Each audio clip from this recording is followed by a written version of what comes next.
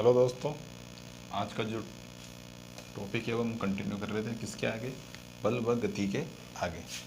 तो गति के कुछ जो मेन पार्ट्स थे, चाल, विस्थापन, दूरी और वेग, त्वरण, ये हमने देखा। इसके बाद में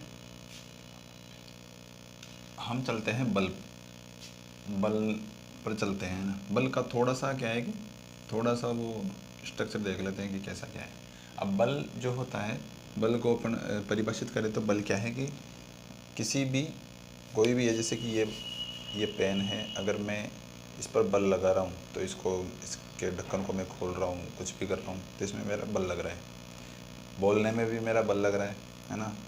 खड़ा हो रहा हूँ मैं, उसमें भी मेरा जो है बल लग रहा है। मैं इस पर लिखूँगा तो मैं बल की सहायता से ही लिखूँगा। इसका मतलब यह है कि बल को अपन सीधा सीधा ऐसे कह सकते हैं कि या तो वस्तु की स्थिति में परिवर्तन हो, है ना, या वस्तु की आकृति में परिवर्तन हो। जैसे कोई कोई मेरे पास लड्डू है, उसको मैंने फोर्स लगा के तोड़ दिया तो उसकी आकृति में चेंज हो गया। तो आकृति में चेंज, स्थिति में चेंज, उसकी गति में चेंज, तो ये जो चेंजेज आते हैं वो बल के कारण आते हैं। तो बल को अपन सीधा सीधा ऐसे कह सकते हैं कि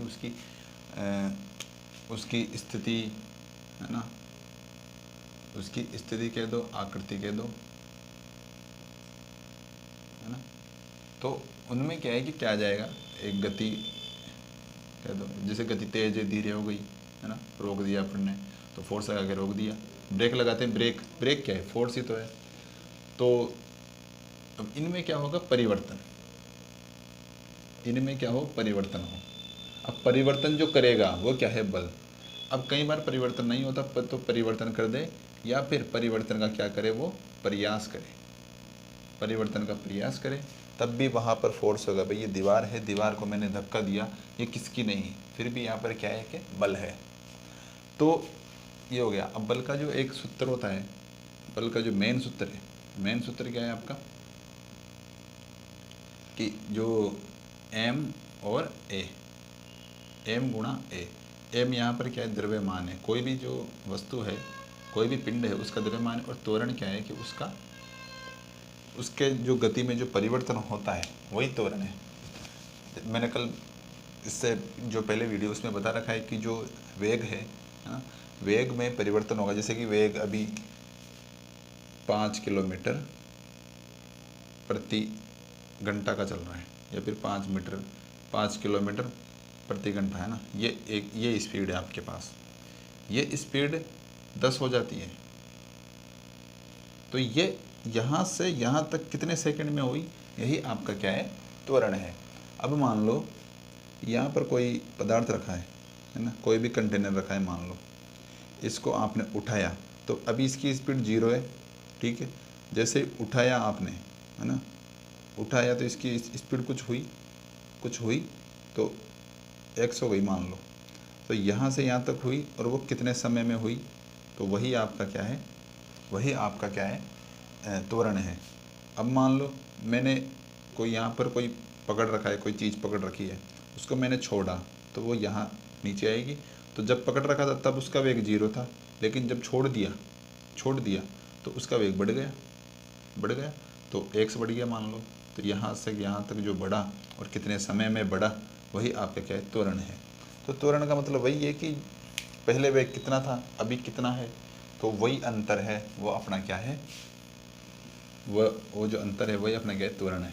ठीक है, आ गई बात समझ में। अब मान लो कोई 100 की स्पीड पे गाड़ी चल रही है, उसको मैंने लगाया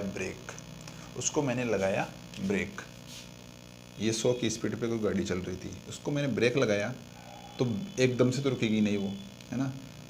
तो धीरे धीरे ब्रेक लगाया यहाँ पे और रुकी वो यहाँ पर, है ना। तो यहाँ पर इसकी स्पीड 0 हो गई तो कितने समय में हुआ, मान लो कि 5 सेकंड लगे उसको।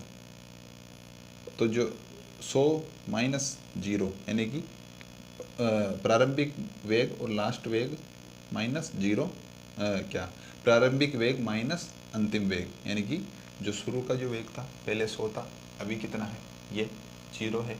और कितने समय में, 5 सेकेंड में। तो ये त्वरण हो गया आपका 100/5 यानी कि 20 आपका त्वरण हो गया। और द्रव्यमान यानी कि उस कार का द्रव्यमान कितना था, या कोई भी वस्तु बॉल फेंक रहे हैं अपन क्या है बॉल फेंक रहे हैं, कोई बॉल फेंकते हैं, बॉल अभी क्या है 0 स्पीड में है, उसको मैं फेंकूंगा तो उसका जो द्रव्यमान है ना, द्रव्यमान के हिसाब से उसका फोर्स बढ़ेगा। अगर मैं कोई हल्की चीज़ है उसको फेंकूंगा तो कोई हल्की चीज़ उसको मैं फेंकूंगा तो वहाँ पर क्या होगा, वो कम दूर तक जाएगी, है ना, या फिर उसमें जो फोर्स है ना वो कम लगेगा। सीधी सी बात है, वो तो कम ही लगेगा। तो ये आ गई बात समझ में आपको। अच्छा, तो बल का ये है। अब बल क्या है कि सदिश राशि है ना। बल कैसी राशि है आपकी, सदिश राशि है। सदिश राशि का मतलब है कि ये दिशा पर डिपेंड करता है। अब दिशा का मतलब ये है कि बल की क्या है कि दिशाएं होती है बल। अब जैसे मान लो कि मैं लगा रहा हूँ बल इधर, है ना, तो एक बल इधर भी लग सकता है, एक इधर भी। अब जैसे अगर मैं लात मारूं ज़मीन पे तो मैं कहाँ बल लगा रहा हूँ, नीचे की साइड, है ना। अब मैं किसी चीज़ को ऊपर उठाऊँ तो मैं ऊपर बल लगाऊंगा, है ना। मेरे को अगर दाएं सरकाना है तो मैं दाएं बल लगाऊंगा।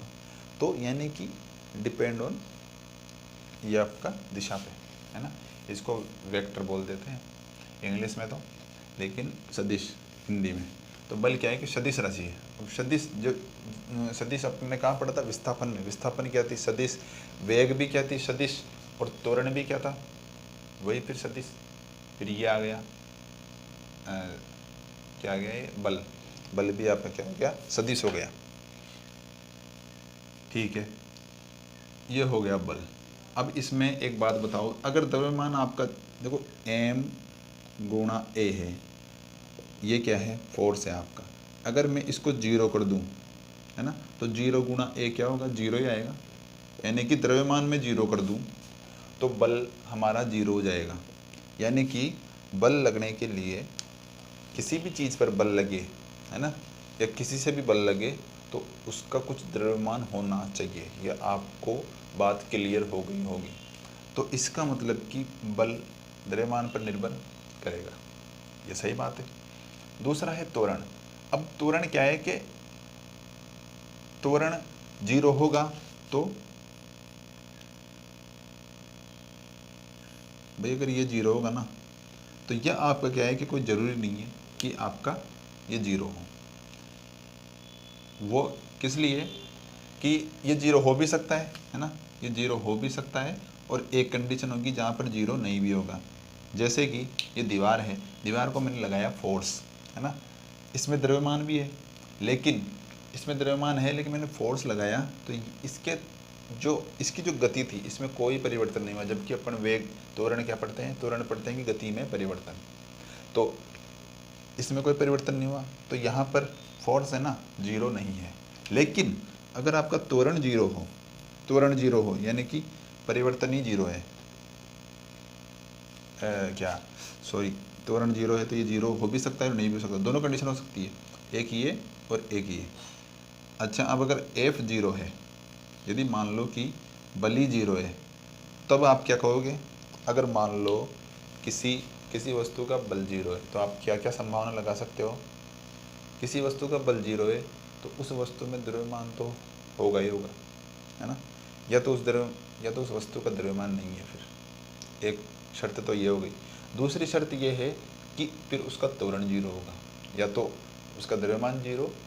अगर कोई वस्तु में बल ही नहीं है, अगर मान लो कि मेरे अंदर बल ही नहीं है तो या तो मेरे में वजन नहीं है या द्रव्यमान नहीं है, या फिर मेरी गति में कोई परिवर्तन ही नहीं है।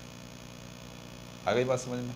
तो दे कि मान लो कि किसी वस्तु का बल 0 है तो क्या क्या संभावनाएं हो सकती है। तो दो ही संभावनाएं, एक तो द्रव्यमान की रहेगी इसकी। अब ये मान लो कि द्रव्यमान तो होता ही है, हर वस्तु में द्रव्यमान होता है, तो ये जो ए है तो यही आपका क्या होगा, 0 होगा। कोई वस्तु है तो उसका द्रव्यमान जरूर होगा, तो यहाँ पर ए क्या हो जाएगा, 0 हो जाएगा। ये वाली चीज़ आ गई आपको समझ में। तो अब जो बल है ना, ये दो प्रकार का होता है। कैसे कैसे कि संतुलित और असंतुलित बल होता है। अब संतुलित फोर्स क्या होता है, बैलेंसिंग फोर्स। अब संतुलित का मतलब है कि आप वस्तु को क्या करो, संतुलन अवस्था में ले आओ, संतुलित बल। और एक होता है आपका असंतुलित। ठीक है, अभी मान लो, है ना, अभी मान लो कि इसको मैंने ये संतुलित किया हुआ है, इसको मैंने, ये जो मैंने फोर्स लगा रखा है ये भी संतुलन की अवस्था में है। ठीक है, इस पर मेरा फोर्स भी लग रहा है, इसको मैंने रोकने के लिए कुछ फोर्स लगा, तो संतुलन में ही है। ठीक है, अगर मैं इस फोर्स को हटा दूं तो ये कहाँ जाएगा, नीचे, तो ये असंतुलन की अवस्था हुई। या फिर मैं इस पर फोर्स ज़्यादा लगा दूं तब भी ये ऊपर चला जाएगा। ठीक है, इसको मैं फेंक दूं तो ये, तो यानी कि या तो ये संतुलित है ना, तो इसमें क्या होगा, या तो वस्तु रहेगी विराम में, या फिर रहेगी वो एक समान गति करेगी। ठीक है, लेकिन इसमें क्या होगा, परिवर्तन होता रहेगा, परिवर्तन।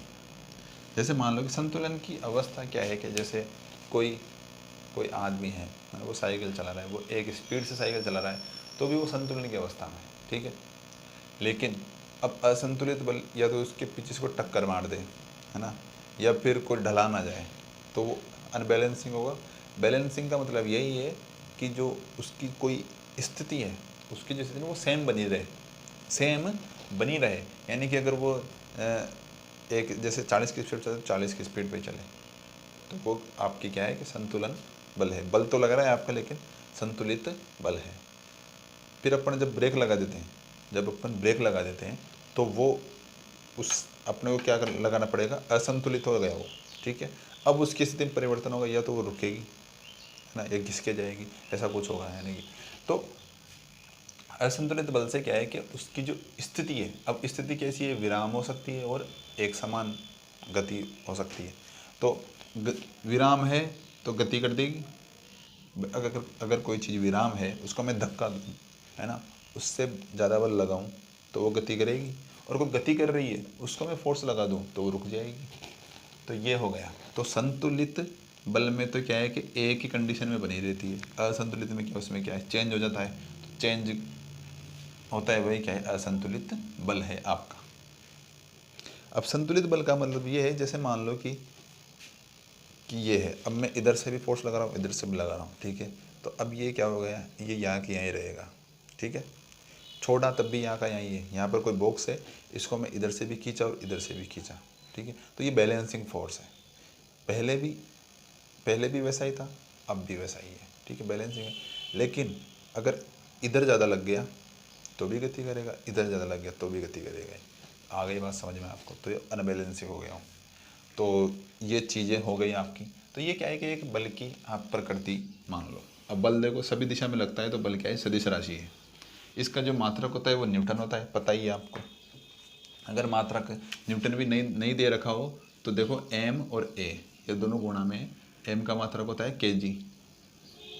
केजी लेते हैं, और जो ए होता है, ए का क्या होता है, विस्थापन बटा समय, वेग बटा समय। तो वेग का क्या होता है, मीटर प्रति सेकंड, और फिर एक और समय आएगा तो स्क्वायर, तो मीटर प्रति, तो केजी मीटर प्रति सेकंड स्क्वायर। तो इसी को अपन क्या कह देते हैं, न्यूटन कह देते हैं। न्यूटन हिंदी में लिखते हैं इसको न्यूटन। जहाँ पर न्यूटन दिखे समझ लेना वो बल है। जहाँ पर भी आपको प्रश्न में ऐसे दिखे कि भाई 5 न्यूटन, तो इसका मतलब ये बल है। ठीक है, और भार की बात करी थी कि भार भी क्या होता है, एक बल ही होता है ना, जबकि द्रव्यमान बल नहीं होता। ठीक है, इसके आगे जो चलते हैं अपन, वो किस में चलते हैं, हाँ, गति के नियमों में चलते हैं। जो गति के नियम है, अब क्या है कि बल पहले पढ़ाया, गति के नियम बाद में, क्योंकि गति के जो नियम है ना, वो एक्चुअल में गति के नियम नहीं है, वो किसके नियम है, बल के नियम है। भाई इसमें क्या है कि जो गति के नियम है ना, न्यूटन के जो गति के नियम है, वो क्या है आपके बल की परिभाषा दी जाती है। इसमें बल के ऊपर डिपेंड है सारे तीनों नियम है। अब तीनों नियम में फर्स्ट नियम लेते हैं अपन। पहला नियम है ना, ये फिक्स है कि पहला नियम यही है, जो मैं लिखाऊंगा वही पहला नियम है। अब पहला नियम क्या है?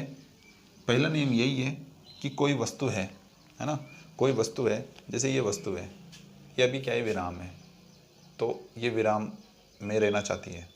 मैं हूँ, मैं मेरे घर में हूँ, तो मैं मेरे घर में रहना चाहता हूँ, ठीक है, जब तक कि कोई बाह्य बल कार्य न करे, है ना। इसका मतलब यह है, इस जो नियम है इसमें यही है कि जो वस्तु है जैसी है वैसा ही रहना चाहती है, जब तक कि उस पर कोई बाह्य कारक, उस पर कोई हावी ना हो या आरोपित ना हो, कोई बाह्य बल उस पर कार्य ना करे। तो यही आपका क्या है कि पहला नियम है। अब इसका उदाहरण देखते हैं। इसका उदाहरण क्या है कि जैसे मान लो कि आप बस में बैठे हो, ठीक है, बस में बैठे हो तो एकदम से गाड़ी स्टार्ट होती है, तो चलती है, तो आप पीछे की तरफ जाते हो, है ना। गाड़ी जा रही है आगे, आप चल रहे हो पीछे। ऐसा क्यों? जाना तो आपको भी आगे ही चाहिए था, है ना। जब घोड़ा है, घोड़ा एकदम से, अपन बाइक पे बैठते हैं ना, तो एकदम से भाई चलाते हैं तो अपन थोड़ा सा पीछे जाते हैं, है ना। वो पीछे इसलिए जाते हैं कि अपन क्या है कि एक अवस्था में बैठे थे उसी में, ठीक है, उसी में बैठे थे, और गाड़ी चली तो अपन क्या है कि उसी में रहना चाहते हैं, इसलिए अपन पीछे गए। इसका जस्ट अपोजिट देखते हैं कि जब गाड़ी चल रही है, जब गाड़ी चल रही है ना, सेम स्पीड में चल रही है, अब लगा दी ब्रेक, ब्रेक लगा दी, तो पीछे वाला आदमी आगे आएगा। भाई ब्रेक लगाया तो गाड़ी तो रुकनी चाहिए, गाड़ी रुक गई, ठीक है, लेकिन हम क्यों आगे आ रहे हैं? भाई गाड़ी रुक गई तो अपने को भी रुकना चाहिए, लेकिन हम क्या जाएंगे आगे, क्योंकि हम अब गति कर रहे थे, ठीक है, अब गति कर रहे थे, तो हमें हमें क्या है कि वो माहौल पसंद आ गया कि हम अब गति करेंगे, लेकिन लग गया बाहर फोर्स लग गया, तो अब क्या हो गया, अब हम उस गति का विरोध तो करेंगे, और विरोध करेंगे तो अपन आगे भी जाएंगे, तो आगे जाएंगे और वो बल अपना विरोध करेगा तो अपन थोड़ा सा आगे जाएंगे, फिर वहाँ उससे ज़्यादा आगे जा ही नहीं सकते, गति कर ही नहीं सकते, है ना। जब बस ही रुक गई या कोई गाड़ी रुक गई तो अपन गति कितना करेंगे, तो थोड़ा गति तो करेंगे, है ना। भाई गति में रहना चाहेंगे, लेकिन जो बल लगा है, वो जो बल लगा है वो अपनी गति को क्या करेगा, रोक देगा। तो इसका मतलब कि प्रत्येक जो वस्तु होती है वो अपनी जो अवस्था है, वो अपनी जो स्थिति है उसमें रहना चाहती है ना, और उसमें जो परिवर्तन होगा उसका वो विरोध करती है।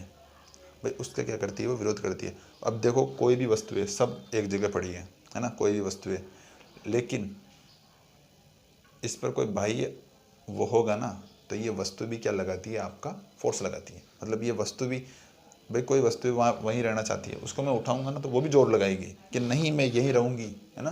फिर अपन उसको जोर लगाएंगे और फिर कोई दूसरी जगह लेके जाएंगे, है ना, कहीं पर भी। तो इसका मतलब ये है कि प्रत्येक वस्तु अपनी अवस्था में रहना चाहती है, और अपनी अवस्था परिवर्तन का, उसकी अवस्था में परिवर्तन होगा तो विरोध करेगी, तो अवस्था परिवर्तन क्या करती है, विरोध करती है। तो इस पहला जो नियम है ना, इसमें क्या है कि प्रत्येक वस्तु या जो पिंड है वो क्या करती है, अपनी अवस्था में क्या करती है, रहना चाहती है, ठीक है। कैसे? यदि अगर वो रुकी हुई है यानी कि विराम है तो विराम में रहेगी वो, और अगर कोई गतिशील है तो वो गतिशील रहना चाहती है।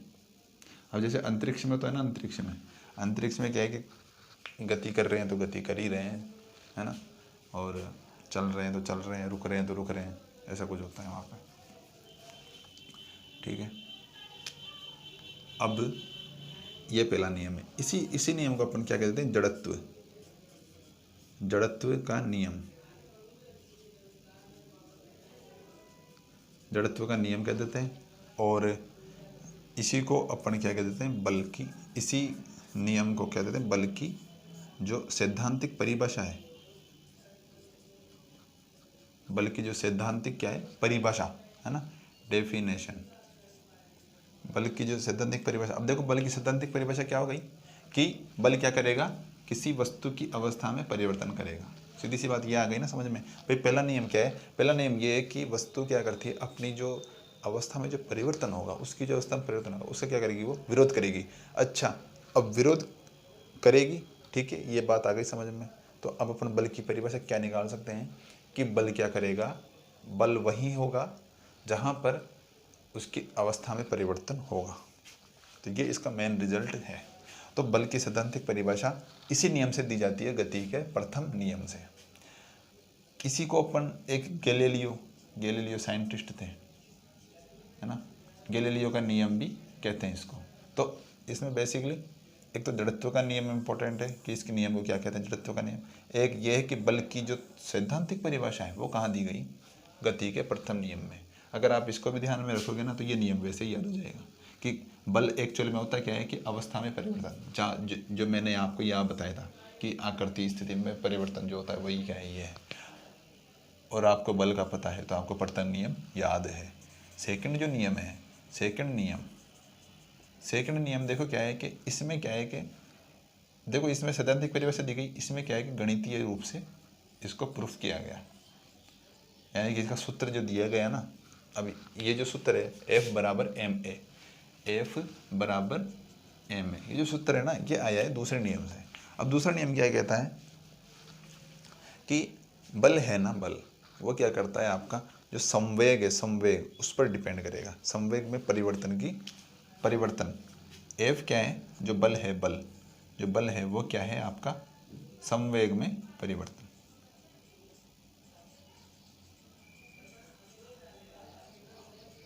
अब संवेग में परिवर्तन क्या है कि जैसे मान लो आप कि संवेग का मतलब यही है, देखो वेग होता है, एक होता है वेग, एक है संवेग। संवेग में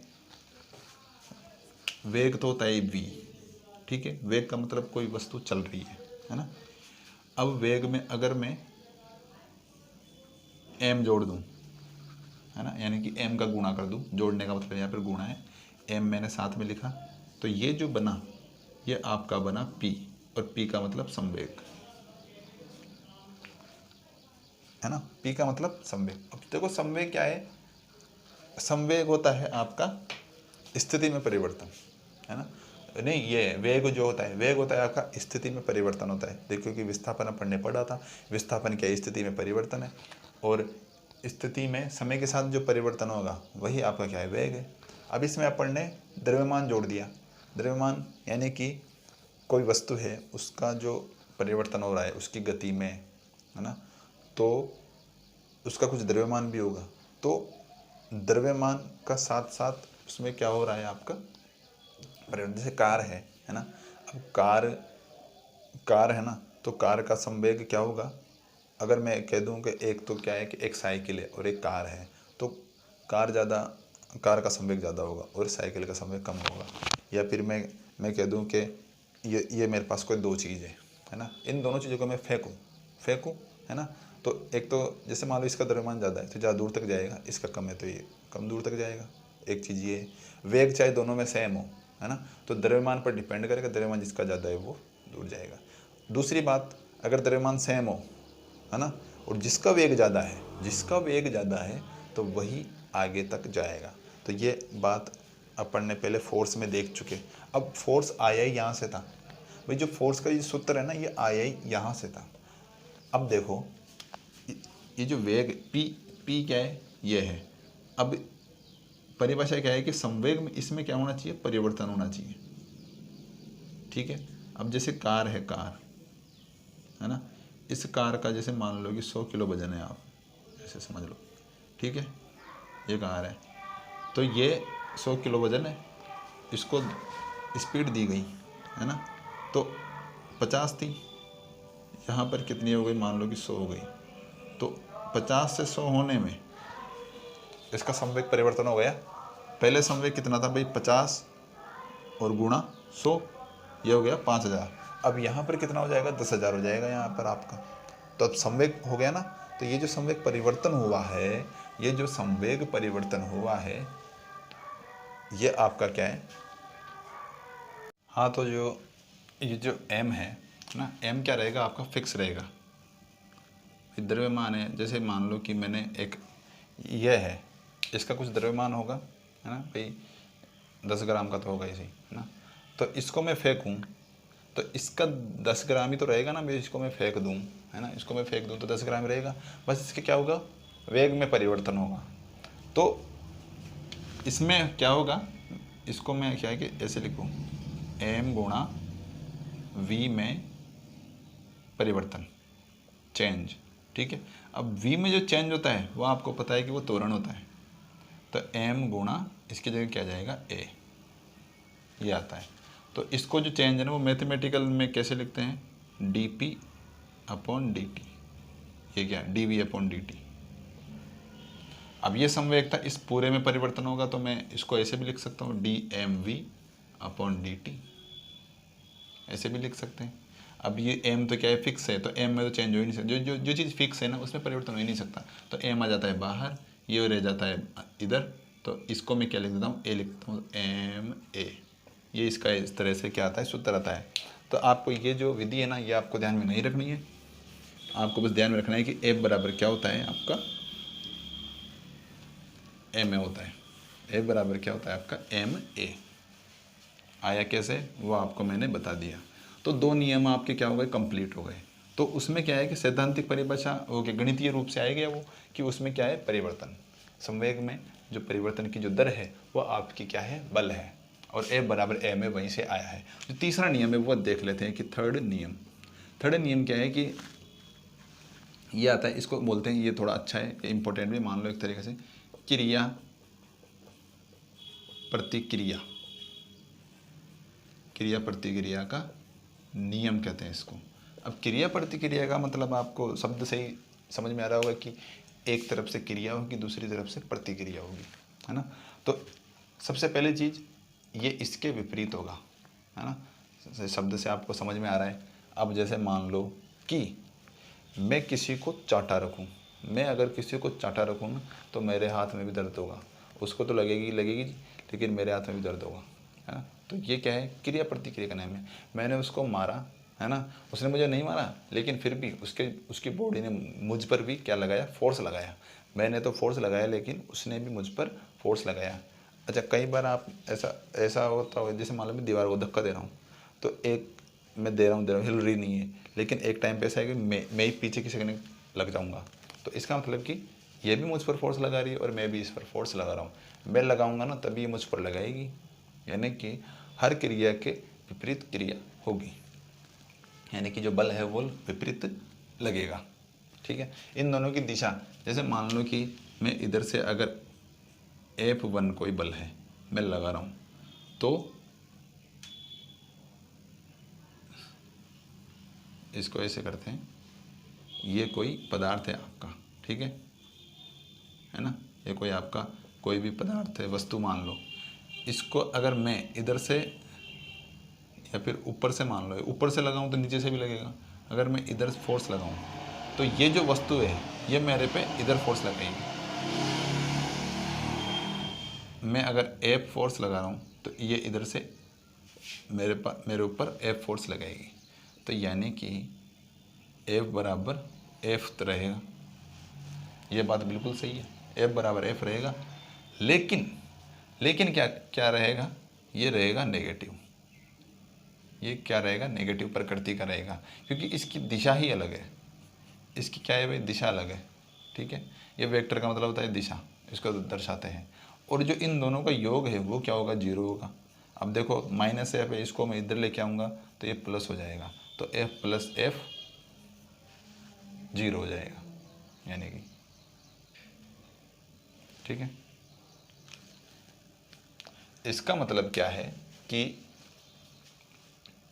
कि इन दोनों बलों का जो योग है वो आपका क्या होगा, जीरो होगा। सीधी बात ये है, क्योंकि देखो ये लग रहा है F और ये लग रहा है -F क्यों है, देखो ये है तो 15 ही। जैसे मान लो मैंने वो बताया था विस्थापन में क्या है कि देखो इधर गया तो 10, लेकिन अगर इधर चला गया तो -10, यही था विस्थापन, है ना। तो वैसे ही ये है, तो बल भी क्या है, सदिश है, तो सदिश है तो माइनस प्लस जरूर आएगा इसमें। ठीक है, अब ये चला गया, ये इसने लगाया 10 न्यूटन इधर, तो इसने भी तो इस पर लगाया, तो इसने लगाया -10 न्यूटन। कुल बल है, कुल बल का मतलब दोनों बल, कुल बल कितना होता है आपका, जीरो होता है। कुल बल हमेशा क्या होता है, जीरो होता है। कुल बल कितना होता है, जीरो होता है। ये बात आपको आ गई होगी समझ में कि कुल बल कितना होता है, हमेशा 0 होता है। क्योंकि मैं अपन ज़्यादातर क्या देखते हैं कि अपन खुद का बल देखते हैं। मैंने लगाया, इस पर बल लगाया, तो मैंने लगाया जैसे 5 न्यूटन बल लगा दिया, तो अब कोई पूछ ले कुल बल, तो कुल बल तो मैं मेरा ही बल बताऊंगा, मैंने लगाया 5 न्यूटन, कुल बल 5 ही, लेकिन कुल बल क्या है 0 है, क्योंकि इधर से भी आपका क्या लग रहा है, बल लग रहा है। तो ये चीज़ होगी। तो क्रिया प्रतिक्रिया का नियम यही है कि एक वस्तु अगर इधर से बल लगा रही है, किसी वस्तु पर अपन इधर से बल लगा रहे हैं, तो वो इधर से बल लगाएगी। हाँ, समझ गए आप? यानी कि दोनों की दिशा क्या होगी, दिशा विपरीत होती है। इसमें एक चीज़ ये है कि दिशा क्या होगी, दोनों की दिशा क्या होगी, विपरीत होगी। दिशा है इसमें इम्पोर्टेंट एक तो, और मान दोनों का क्या होगा, सेम होगा। मान दोनों का क्या होगा, सेम होगा, बस दिशा विपरीत होगी। यानी कि दोनों एक दूसरे के विपरीत प्रकृति के होंगे, वैसे सेम होंगे, संख्यात्मक मान होगा वो सेम होगा, है ना, बस वो विपरीत होगा। अब इसका जो उदाहरण है ना वो अपन देखते हैं। जैसे मान लो कि मैं बंदूक चलाता हूँ, मैं बंदूक चलाया मैंने, है ना, तो मैंने बंदूक पर लगाया फोर्स, लेकिन बंदूक भी फिर मेरे ऊपर क्या लगाएगी, फोर्स लगाएगी, ठीक है। ऐसे ही आप अन्य जैसे बहुत से उदाहरण है। जैसे मान लो कि मैंने बॉल को मैंने मारा, है ना, बॉल आ रही है ना, क्रिकेट खेल रहे, बॉल को मारा, तो मैं बॉल पर तो फोर्स लगा रहा हूँ, है ना, लेकिन उस बॉल ने भी मुझ पर फोर्स लगाया अपने, कभी कभी तो हाथ ही झड़ना जाता है ना।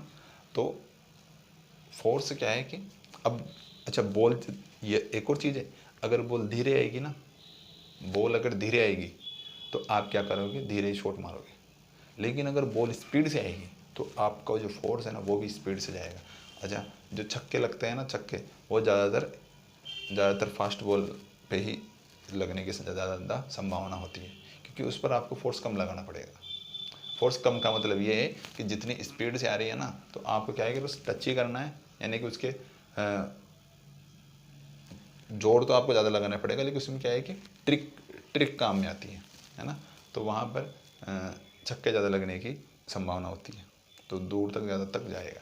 धीरे वाली है ना, तो उस पर आप लगाओगे जोर, लेकिन उस पर जोर लगेगा कम, उस पर जोर बहुत कम लगेगा, ये वाली बात है। तो क्रिया प्रतिक्रिया का नियम यही है ना, कि एक चीज़ इधर से बल लगाएगी, दूसरी चीज़ इधर से बल लगाएगी,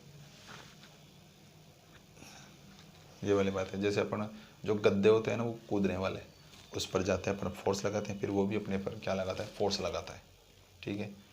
अभी आप तो दीवार को ही ले लो यार, दीवार पे अगर मारो, आप मार रहे हो दीवार को, लेकिन दीवार भी आप पे मार रही है, लगेगी तो मेरी, ठीक है। तो ये वाली चीज़ है।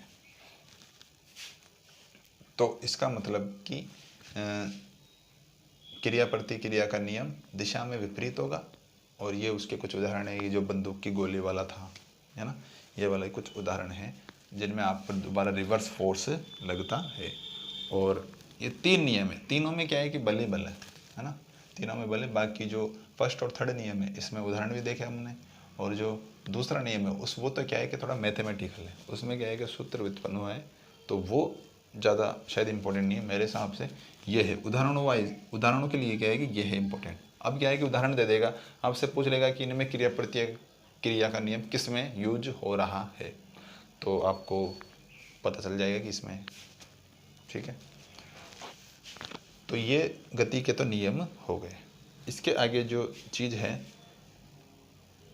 वो अपन, इसके जो समीकरण वगैरह है ना, वो तो शायद मेरे हिसाब से आपके लिए थोड़े से इम्पोर्टेंट तो है नहीं, लेकिन फिर भी उसका एक सूत्र देख लेते हैं। एक सूत्र क्या होता है कि v बराबर u प्लस ए टी, ये आपका सूत्र होता है। वैसे तो ये कोई सूत्र नहीं है ना, ये सूत्र आया तो वहाँ से है, कहाँ से आया ये, देखो इसको u को इधर, ये क्या है, ये अंतिम वेग है, ये प्रारंभिक वेग है, इसको इधर लेके आओ, v माइनस यू जाएगा, t को इधर, ये नीचे चला जाएगा, बराबर क्या आ गया a, ये a का ही सूत्र है वैसे तो है। जो त्वरण का सूत्र होता है ना, अंतिम वेग माइनस प्रारंभिक वेग, या प्रारंभिक या माइनस अंतिम कर दो, है ना, तो और समय, तो वैसे तो यही है, लेकिन आप ये सूत्र ऐसे हो सकता है। अब इसमें त्वरण दे देगा, समय दे देगा, प्रारंभिक वेग दे दे, अंतिम वेग दे दे, तो एक सूत्र ये है, तो ये काम आ सकता है, है ना। लेकिन आपका मैथमेटिकल में मेरे हिसाब से न्यूमेरिकल वगैरह ऐसा कुछ आएगा नहीं, बाकी तो ठीक है। इसके बाद में कुछ और इम्पोर्टेंट चीज़ें देखते हैं।